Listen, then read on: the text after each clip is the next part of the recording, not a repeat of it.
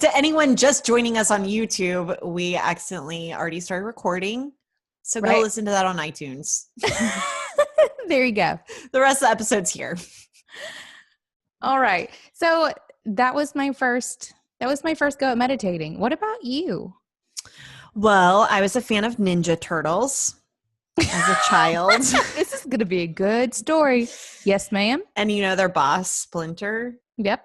the rat, he was a master meditator. And he inspired me to meditate. So I specifically remember sitting up in my friend Sean up in his fort in his backyard, and we were going to meditate. And I didn't know what I was supposed to be doing or seeing. And of course, the cartoon version of it is that you're levitating and that you're becoming enlightened. So I instantly thought, well, I'm doing this wrong if I'm not enlightened. And I think that self-limiting belief around meditation has kind of stuck with me, like on that deep, deep level. Nice. From trying it that first time. But I will Cartoons give say, unrealistic ideas about what you would accomplish with meditation. but I started a yoga practice whenever I was about 15 or 16, and it was Ashtanga yoga. And the whole point of yoga is to prepare your body for meditation. And so then going into Shavasana really was probably the most consistent I had been with really going into that state without really knowing it at that age. And then probably more recently, I mean, a couple years before Fox was born, so this may have been like 5 or 6 years ago, I was going to the School of Metaphysics in Oklahoma City. And it's so funny, even just reflecting back on that 5 or 6 years ago, I was so embarrassed to admit to anybody that I was studying metaphysics. It And now felt you just tell so everyone. silly. I mean, now I'm just like, whatever. I still have my issues with that specific school, only because they didn't do a lot of we did a lot of required reading, and I learned so many great skills, and the school is great. If anyone from the school is listening to this, it's great.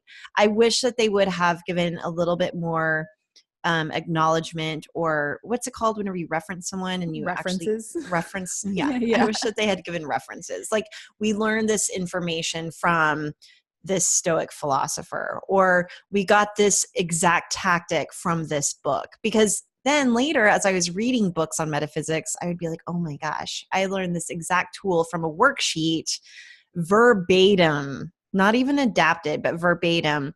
So I think that if they had given those references, it would have felt a little bit more credible and a little less woo-woo. But that's whenever I really started getting into metaphysics. And there was this meditation practice that I learned there, really about, turning on this like light within you and then expanding it out into your home and into your community and into the world. And I learned this meditation as I was building my business. And I remember specifically thinking about those vibes attracting my dream customers. So it was also the first time I had used meditation as a way to visualize, like this visualization for business. And I know that we'll get into some different tactics and meditations that we actually do, but that was really impactful.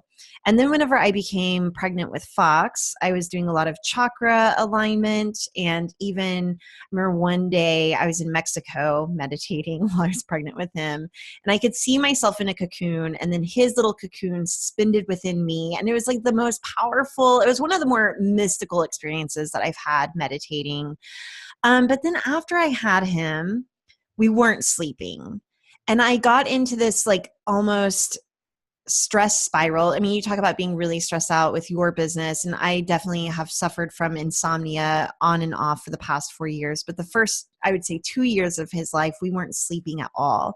And so I was trying to use yoga nidra, which is a relaxation kind of meditation, to get myself to the place where if I wasn't sleeping, at least I could relax my nervous system.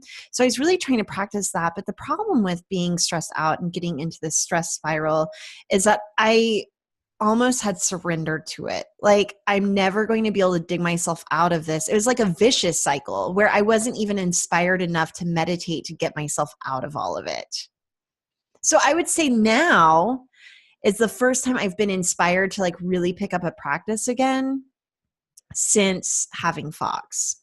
Right, because it's not like a defense mechanism. It's like you're going on the offense, which is good. Exactly, exactly. Like instead, and I'm glad that I had that defense and that I had that tool in my pocket to help me out as much as it could. Um, but I'm excited to go into a practice again with more positivity and proactivity versus reactivity. For sure. It's I kind of love like, that. do you ever get to the point where you're only journaling whenever you're like stressed out and mad? Yes, basically that is my journaling ritual. It's triggered by emotion for sure. But I do think there is so much to be said about that choosing to do it because you want to gain something as opposed to having to do it so you like, I don't Don't know, die. right? So you don't die. And I know that that sounds like hyperbole or, like I'm exaggerating, but really Right. it Yeah, got yeah. to it literally. So all of that to say, we've had a very long like trial and error, or more like just try and try again. But we're both to a place where like we're going to do it, right? But Yeah. why has it been so hard to get to this place? Whew. So I'm learning so much from this book that we're reading. So we're both reading this book called Becoming Supernatural by Dr. Joe Dispenza, I think is his Yep. name. And I also want to say I learned a lot of this stuff that he's talking about, like bits and pieces of it from other places, but I'm learning it in a different way that's resonating on a different frequency, which is really cool. And I think with anything kind of more supernatural or esoteric or metaphysical, it's good to learn it over and over again from different sources.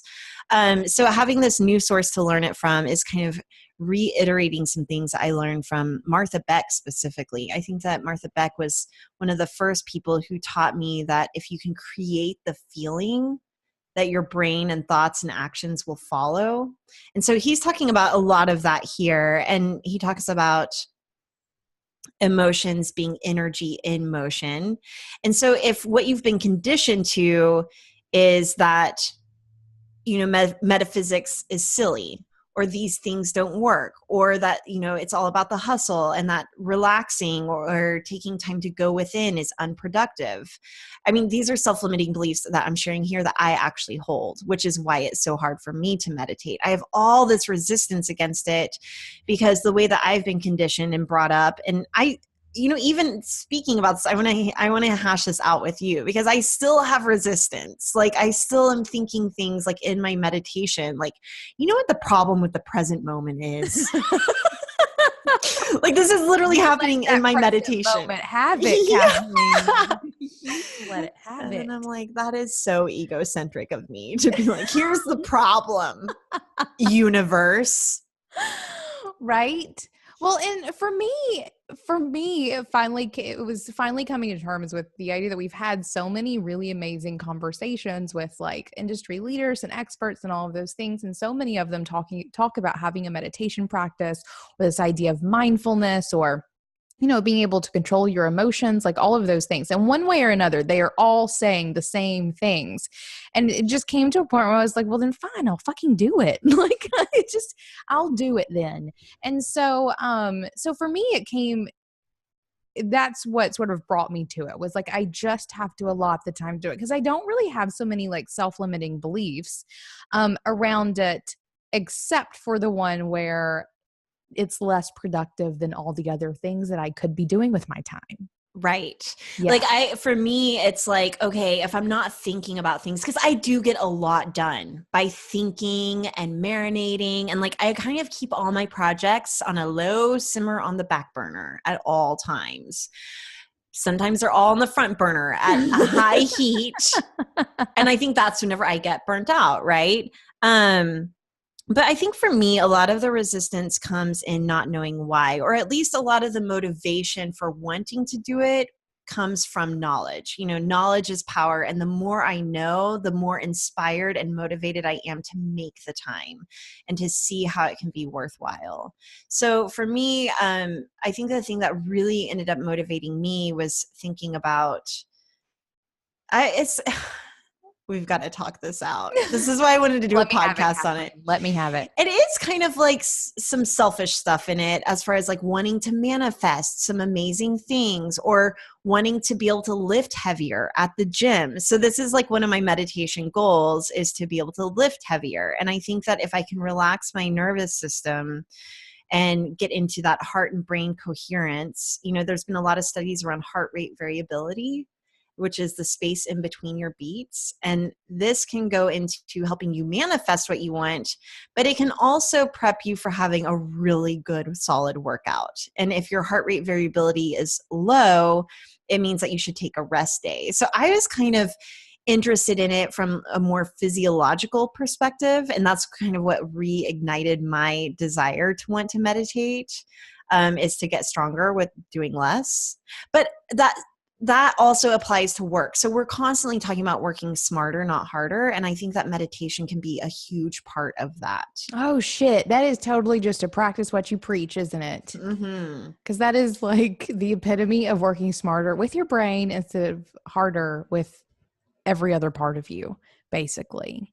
Shit. Fine. I So like it. this book that we're both reading, and how far are you through it right now? I'm halfway Me through. too. I'm Okay, halfway good. through. And so it talks about some brain waves and brain coherence and we're talking brain waves. Like, it gets real sciencey. I feel like probably a skeptic could read it and start to debunk it. And what's funny is that as I'm reading this, I'm like, oh, I wonder what a skeptic would say, which is my own inner critic or skeptic piping up. And you know what I've done is I've chosen to just believe. Like, I was also reading another book called I hope no snake oil salesmen are listening to this right now. Kathleen had simply chosen to believe I'm turning off the skeptic. Kind of. I mean, so I was reading a book called this is so bad. I never know the names of my books because it's all on my Kindle and I never see the cover. But I think it's called What God Does to Your Brain. I've talked to Yeah, you I about remember this you book talking before. to me about that. That sounds Anyway, this book was really cool because it talks about people who believe in a fearful God. Like, it fires up the limbic part of their brain, or people who believe in a neutral God. It fires up different parts of their brain. So it talks about then also what choosing to believe in God, like a God that's got your back and actually has, its hands in things and is supporting you. Like, that can actually literally rewire your brain in a way that makes you a better person. or at least a more positive I mean, person. and I say better, like whatever that looks like, maybe more productive or more positive, or your More helpful. behaviors. Yeah, exactly. Or more Kinds of compassionate things. or whatever. So I'm kind of taking what I learned from that book as far as just choosing to believe it. And I do think that skepticism is important and that those people have their role. It's not the role that I'm wanting to take, I guess is what I'm saying. Like, I I like want it. to go into this wholehearted and open-hearted, and because I can see and feel that it's going to make a difference. And I know that whenever I had that meditation practice where I was shining my light into the entire world as I was growing my business and as I was aligning my chakras, as I was growing a baby and also growing my business, that it had some like real life impacts. Or if I look at what was different, um, between feeling like I'm hitting blocks, in business now versus feeling that abundance and flow before, the difference might be meditation. I mean, there's all sorts of variables, but I think that meditation is one that I want to bring back into the realm of my business and overcoming blocks in that way.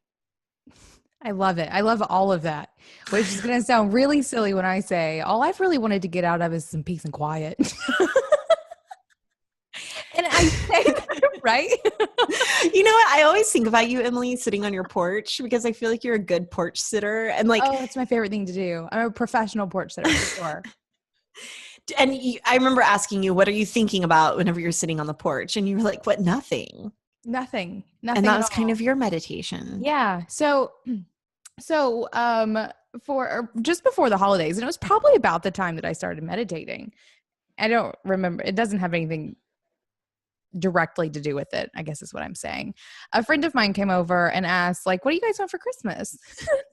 The first thing that came out, like, into my head and out of my mouth at the same time was quiet. That's all I wanted for Christmas was just some quiet. And for me, getting up and meditating in the morning is finding the like ultimate quiet where I can really get into my headspace and even like control what I hear or not. Because I've even meditated like midday with Lily running around the house and like I can block it out. And so for me, it's that practice of finding my own peace and quiet that has really driven me to doing it and doing it, for 3 months at this point. So I have definitely enjoyed some of the other benefits of it. And I know we'll get into those in a second. But for me, I went into it like less exploring all the possibilities and more of just like wanting some quiet. And I've gotten it thus far. Do you feel like you have any sort of addiction to hustle or the stress or the noise? I mean, if what you were wanting was quiet, and No, then I don't think I have an addiction to it. I see the necessity of it, but I also like countering it with the exact opposite. Like, I think my capacity to hustle is benefited by my ability of pulling all the way away from it. I'm definitely one side of the spectrum or the other, usually. Rarely do I fall in the middle of anything. So that's what was my like course of action of getting into it was just trying to find my own peace of quiet. But I've definitely found other things along the way. Like for me, I've definitely found more focus or like more of an ability to focus, which really just comes from having more control over my own like thought processes. So being able to focus on what I'm doing or even recognizing when I'm not able to focus because there are times when you just can't. Instead of trying when you can't, being able to let go of that expectation of focus and just walk away and go do something else. So that one's been a really fun outcome for me that I've enjoyed from doing some brain exercises. so I think what's really cool is that we were talking about our intentions and values and what we want to call in for 2018. And this is kind of, we recorded that was that a mini-sode or a full episode? Mini-sode, where we talked about our intentions. So if you haven't listened to that, spoiler alert, Emily's intention for the year is peace. And mine is abundance and style. I have two. Abundance, basically. I know it's come back to abundance, really, truly. But as I'm meditating, I am kind of thinking about abundance. And this is where it gets tricky for me with meditation. And maybe I even need a meditation teacher to coach me through this. But I like to do this thing where whenever I start meditating, I'm aligning my chakras, I'm kind of calling in and getting specific about my intention. So if for the day that's abundance, I also think doing a daily tarot pull can help me figure out what I want to focus my intention on in that meditation. So I try and like focus on that and get specific about how that might manifest. And then I try and let it go and just go out into space. And I almost think about it as getting a vibrational tune-up from the universe. That's kind of how I've always thought of it. And I wanted to share kind of what it feels like, because for me lately, whenever I've been able to get deep into my meditation, it almost feels like, whenever you've had too much to drink and you lay down and you get the spins, Mm-hmm. it's like that, but instead of spinning, it's like dropping down. But it's that same kind Oh, of, I recognize that feeling. do you know what I'm talking about? Like Yeah, I'll I do. drop down into it. Yep. And then sometimes I'll drop down into that feeling and I'll get real excited and I'll come back out of it. So it really is trying to just practice, or I'll start thinking about what I want to manifest. And I'm like, oh, but I shouldn't be thinking. So a big part of meditation, this kind of comes back to resistance, Yes, is my that's also problem. judging, Kathleen. You I shouldn't be know. judgy while you're there either. I know. So I come back into like my problem with the present moment. And what I'm learning about meditation is that it's like nothing, nowhere, never, none. There's no time, there's no boundaries, there's no skin, there's nothing. Your identity is just gone. which is really liberating and beautiful and amazing. But the hard thing with that, or where I'm challenged right now with that, is that I have to think about a lot of it is like present moment, like don't worry about the future, don't hang out in the past. Is I'm a human being in a body, and to have context for what feels like the most loving feeling in the world, I have to think about holding my son for the first time. Or I have to think about if I want to think about enthusiasm around like my family or excitement, I have to think about going to Disney World and the time that we all wore red matching jumpsuits. Like, and these moments in my human experience have felt divine. Like they have felt so connected and amazing. I have to draw on this, or our parade in New Orleans that we had. Like I have to draw on these memories that have imprinted themselves in my body, these positive ones, in order to cultivate more of that feeling. But is that limiting me from cultivating even like higher vibes? And how do I get past that in my present moment? I don't know. That's a damn good question, Kathleen. Because you can also look at like the other side of this, where like if you are thinking about manifesting, like you are like thinking ahead at what you want and what you want your life to be like.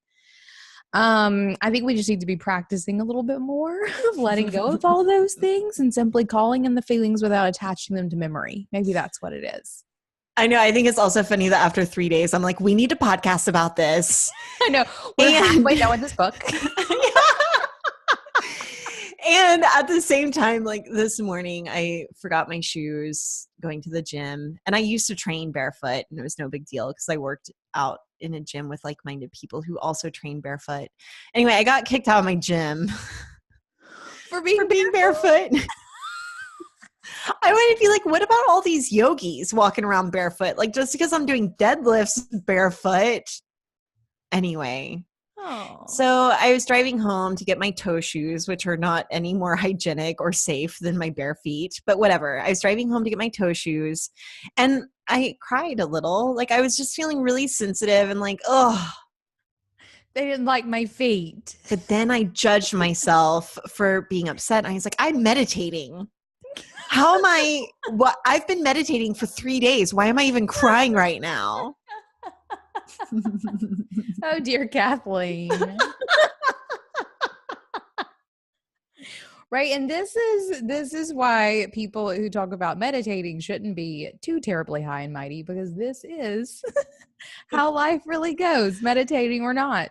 Right. I mean, meditating is not an immediate fix of all things by any means. Um, I mean, I've started Almanac through my like 3 months of meditating, and there have been plenty of tears and like fraudy feelings and all of those things. Like, it definitely doesn't solve problems.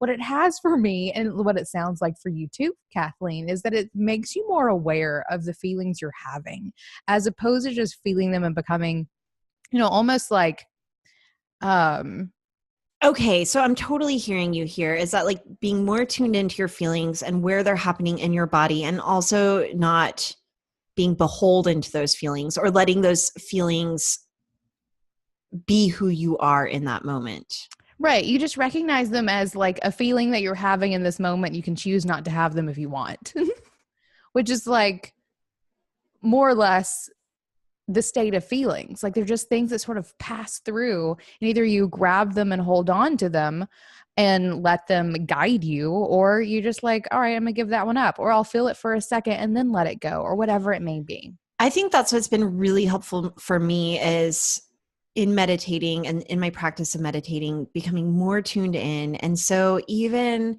I know for me, even if I get the smallest little bit of feedback that might be perceived as criticism, I can feel so bad. Like I can just take it so personal and really feel that kind of shame versus guilt feeling around it, where like I'm not saying, oh, I just shouldn't do that anymore. I'm like taking it to the level of like, I'm the worst, you know? And so for me, I'm able to recognize whenever I'm having that moment of like, no, that's not actually how I have to interpret this. Like I can interpret this in a different way, and I can feel that feeling in my body and let it go, like you were saying. Yeah.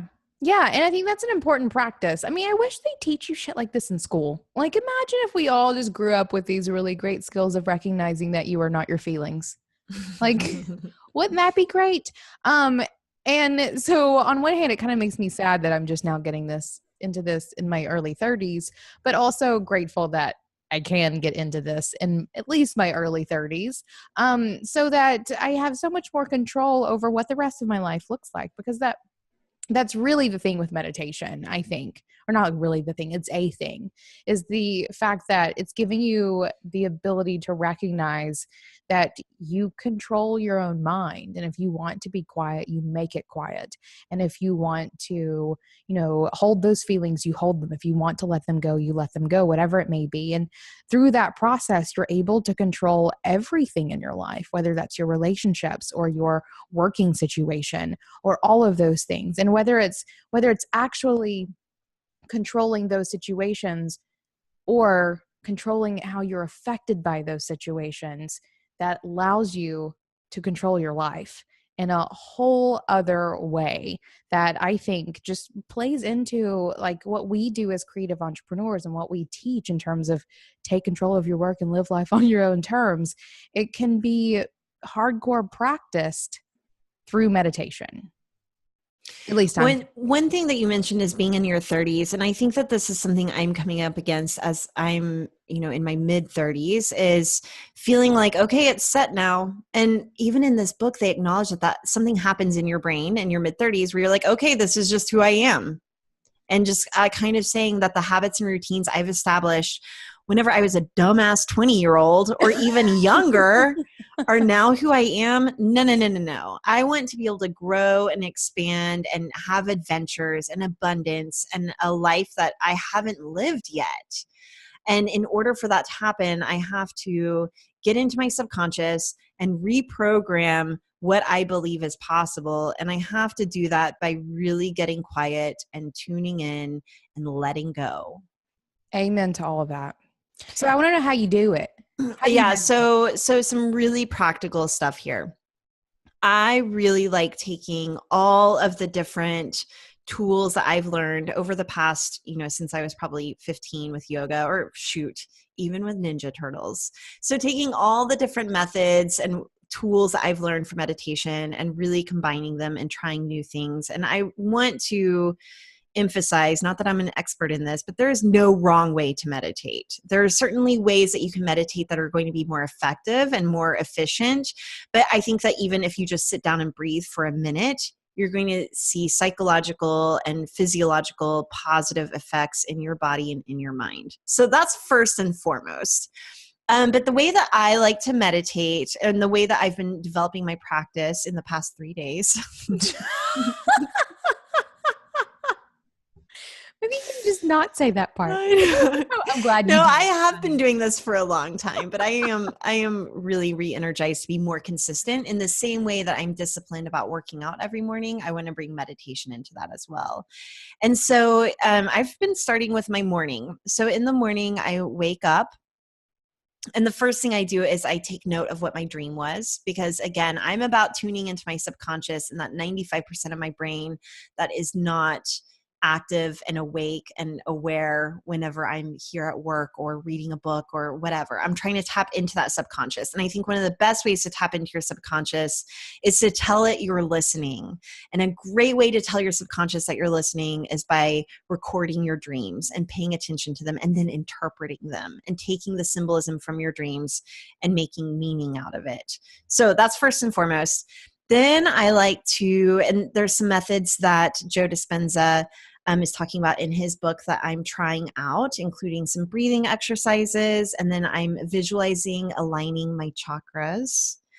And then from there, I've been going back into that. So I'm sitting up, like I sit up in bed and I'm doing this. And then I go into that meditation that I was talking about before, where I really think about my heart and I think about like a flame burning in it. And I kind of give it a color. Lately it's been green because your heart chakra is green, but sometimes it might be a different color. I'll just go with what I'm feeling. And sometimes I do this from starting from different parts of my body. So sometimes I'll do it coming from my third eye, or I'll do it coming from my solar plexus. Um, but lately it's been my heart. And I think about my heart being this orb of light that's growing and filling my body and then filling the room and then filling the house and then filling my neighborhood and expanding out across the states. I think about it going over the ocean. And I've even been visualizing like this light touching all the animals and kids and pollution and kind of cleaning that up and like just really trying to do my best to send all these good vibes. And I visualize it and I go all the way around. Right now it's been ending in Australia because my brother's performing there. So I imagine it like going all the way down to Australia and wishing him the best luck. And then I go out into space and I go as far as I can possibly imagine with my brain. And that helps me get into that place of nothingness.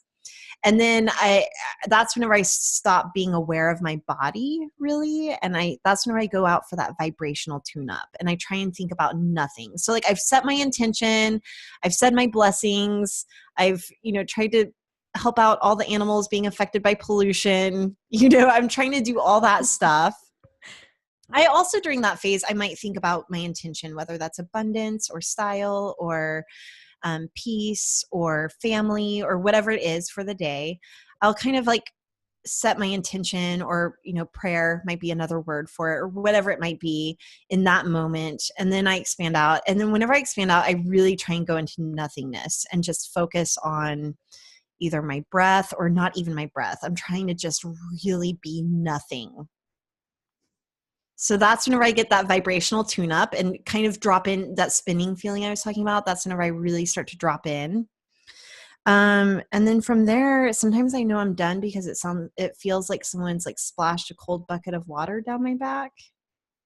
What? Yeah. Good? Yeah. Or sometimes, Fox is usually in the bed with me. He'll start stirring. And so I'll come back. I pretend like I'm wading through all that light back into my body. And then I wake up and that's it. That's beautiful. Yeah. That's What beautiful. about you? What about you? I've done similar ones with like those super expansive meditations. I find whenever I do those though, I need to like come back and do like a reinforcement of my like personal boundaries one where like I almost expand so far that like me as a relatively sensitive introvert need to like re-wall myself. Ooh, Yeah. that's good. Right. Maybe And that's why I was crying this morning maybe because like I you're didn't like you had like reground. soaked up everything basically. So I do find the need to do that whenever I do a super expansive meditation like that. I don't really do many recordings though. I will say like I have done the Headspace app before. His voice is very calming for sure. But I tend to just drop into nothingness relatively easily. I do it sitting in bed most often, or sometimes I'll move to the couch. For the past like week or so, I've actually been coming into the office and not coming to my desk, but I have a nice squishy rug over there and a space heater. So I'll sit in front of the space heater and sit on my nice squishy rug, which is great because that is totally like the reason I created that part of my office. So to finally be using it for the reason I created it is gratifying in a lot of ways. But I usually I like to hold crystals whenever I meditate. And depending on what crystal it is, like aligning it with that chakra or like thinking about that chakra in relationship to like the whatever crystal is my hand. And then I have some like good forest meditations that I do because I found for me, whenever it comes to like that peace and quiet, it's going into the forest in my mind and like frolicking around or walking around and whatever it may be. But for me, going into a like sacred space in that way, if I'm doing like a visual meditation, that's what it's going to be. But I also don't tend to have a super hard time just sort of dropping into that nothingness and opening my eyes 40 minutes later. It's weird. I love that. I mean, I've been really needing that visualization to give my brain something to focus on other than my to-do list. So the visualization for me has been really helping. And I do a forest meditation also, like where I'm walking through a forest and then I will end up walking through a city and then out the city into sand. And then I get to a beach and then I'm like digging my toes into the sand and then go into that really meditative state Right? I there. love that. I know. Yeah, I'm you all might forest, you might be digging right? some sand and sun. Oh, I Um do love that actually. I'm doing that next time. And we're going to do an episode on, seasonality and living seasonally. But one thing that I did is today is a full moon and really visualizing the full moon also in my meditation. So I'm trying to make it a little bit topical.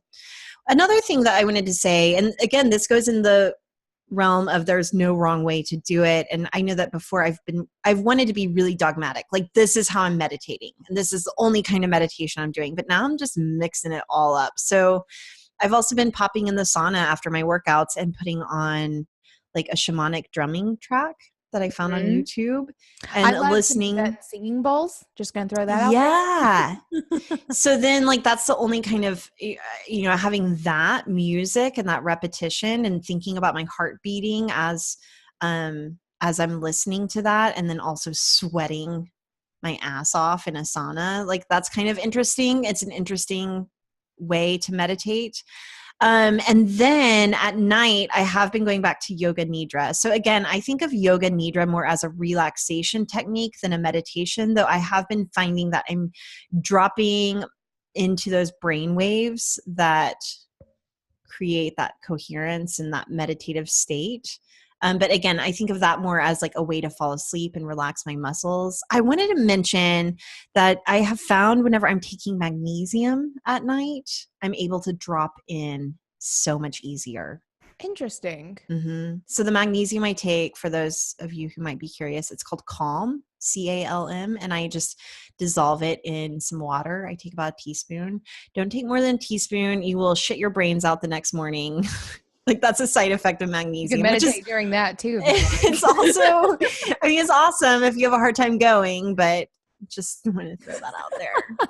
It's like a muscle relaxant and it will relax your bowels. Right. Well, I love that you have joined me in this meditation practice for sure. I think this is like kind of like the ultimate self-care.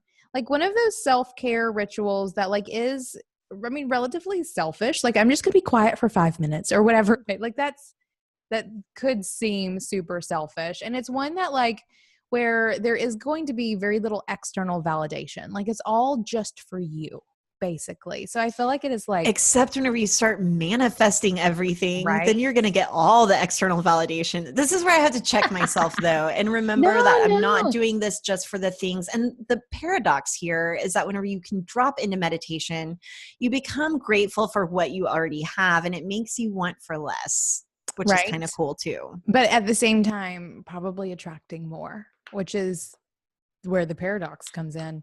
I love all of that. And I think that actually I know that it's going to make us better at what we do. It's going to make us more thoughtful and more appreciative and more grateful, probably significantly healthier in ways that we can only imagine. I'm looking forward to finally stepping up our bossness in this way that both of us have been resisting for probably far too long. It feels really boss to be going on this journey, and I'm glad we're doing it together. So, listeners, if you want to join us, we're both reading right now Becoming Supernatural by Joe Dispenza. Another resource I really like is Martha Beck and her books. I think it's Finding Your True North Star. I just butchered that. Check I'm out our so show notes, sorry. geekboss.club. I'll include a link in the show notes. Again, I never know the names of any books, but she includes some really great meditations in that book as well. But I would say, kind of on a more like serendipity level, if you're interested in meditation, just start opening yourself up to it. And I think the resource that you need will find you. Ooh, girl, I I feel like you. I know. that. Yeah, this book for me didn't show up until probably a month and a half or two after after I started. And since then, several funny little opportunities have come up around meditating, whether it's other resources or even interesting conversations, like all these things. Like if you want to do the thing will come to you. I like it. That's it. Let's Right? all meditate. Get our Zen on. You're like, shut up. I'm meditating, Kathleen. Shut up. Thank you so much to our team and sponsors who make Being Boss possible. Our sound engineer and web developer, Corey Winter, our editorial director and content manager, Caitlin Brame, our community manager and social media director, Sharon Lukey, and our bean counter, David Austin, with support from Braid Creative and Indie Shopography. Do the work, be boss, and we'll see you next week.